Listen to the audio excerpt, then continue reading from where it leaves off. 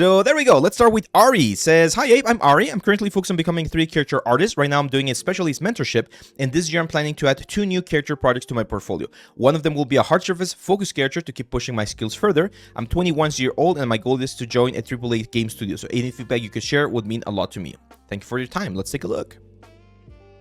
So this is Ariadna Quintana from Barcelona, Spain. Saludos hasta España, Ariadna. Mucho gusto.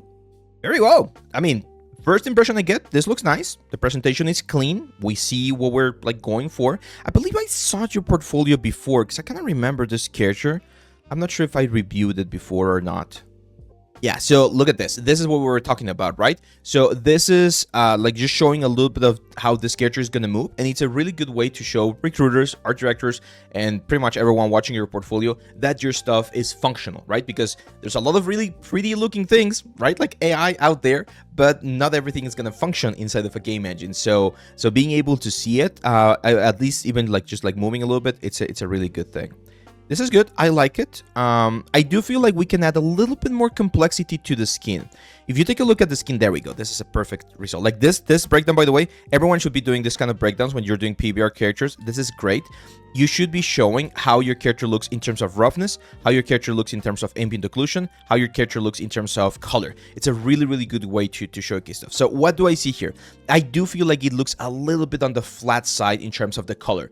A tip that was given to me when I was learning was make sure that if you are using a flat light like this one, you can still see all of the depths of your characters. For instance, here I would go for some like lighter blue colors, and I would just like start adding a little bit more, you know, like crevices so that we can really see, especially the wrinkles and stuff. Check out one of the latest videos that not videos, one of the latest live streams that I did. I did a full skin tutorial, or of course on the Substance Painter course we talk about that.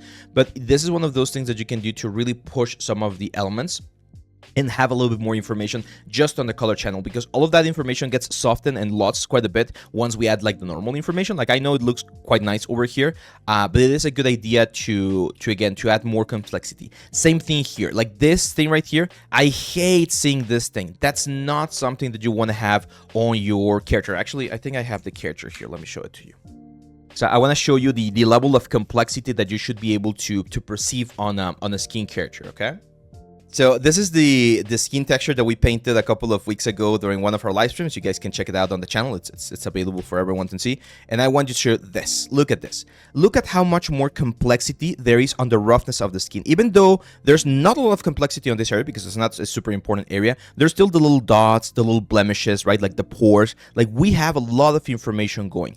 That is what's missing right now. We're not seeing that information. What's going to happen with that is on the 3D view, everything's going to look like uniformly glossy, right? We're going to be missing that little bit of effect. And it's very, very simple to add this stuff. Again, check the live stream. It's just a cavity map and a little bit of adjustments there with the levels. But just doing that is going to allow it so that when the light travels across the skin, you're going to see certain areas be a little bit more, you know, shiny and a little bit less shiny, less rough. Especially here, look at that, like a glancing angle on the light. You're going to be able to really appreciate that like complexity on the skin. Okay, so that's one of like the tricks for good skin on your character. But that one again looks good. Now I'm not going to focus too much on this one because I know we've reviewed it earlier. Let's take a look at this one. Maybe you did improve on that. Love the armor on this one. Great like showcase of hard surface like modeling and sculpting. Definitely looks like a character from like Baldur's Gate. Love the detail on the belts. This is one of my personal like I believe it's called pet peeves when there's something that you don't like, and that's when belts don't look tight to the character. In this case, they do look like they're actually holding things. So I love that. Great stuff. Yeah, love this. This is a great character. Were you using hair cards or X-Gen? Oh, hair cards. Awesome. Yeah, you did a great job there on the hair. Yep. This is great. Again, skin. Yeah, it's the skin where we need to fix it because it looks very kind of like a gummy bear, right? Can you tell what I'm missing or what I'm saying right here? Like everything looks of the same color. We don't have too much color variation, and everything looks very jelly-like, very intense. So maybe tone the subsurface scattering down a little bit on this one as well. Everything else is great.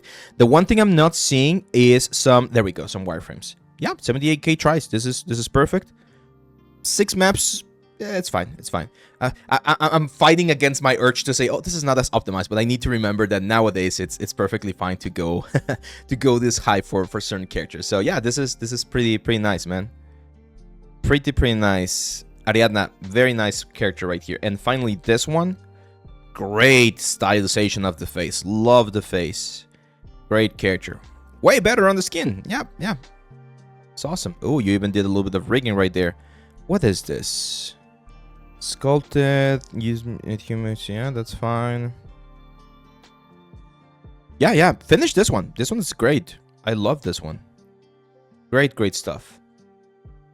I doubt if that's a minimum skill level required to be hard like a junior. I'm gonna be honest, my friend. The bar has been rising quite a bit in the past decade, right? Like now you do need, like, I would say this right here is like the minimum requirement to be a junior character artist. Like if you want to be a character artist, you need to be delivering this kind of like this kind of level. Like if I'm hiring Ariadna right here, like if she shows me this, I'm perfectly fine. Like, let's start working, and we're gonna, of course, learn new things and improve some elements. This is the level that you need to have, because this is what the tools allow us to do nowadays. So that's the cool thing. Hopefully this makes you feel a little bit less discouraged.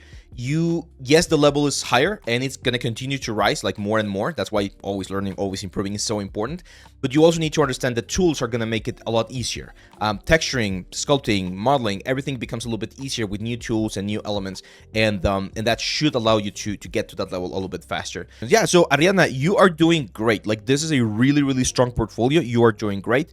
It's a great thing that you mentioned that you are going to be doing sci-fi, because that's what I would recommend you do, right? Like, show a little bit more hard surface stuff so that you have like a really wide range of skills. But again, these two characters right here and this one right here, the Hogwarts one, really, really freaking good. So keep up the good work. Just pay attention again to the skin stuff. Go and watch the live stream to see how I construct. I can see you already did a little bit of that right here. It might not be a bad idea to go back and maybe just add a little bit of complexity to this one if you still have the files, okay?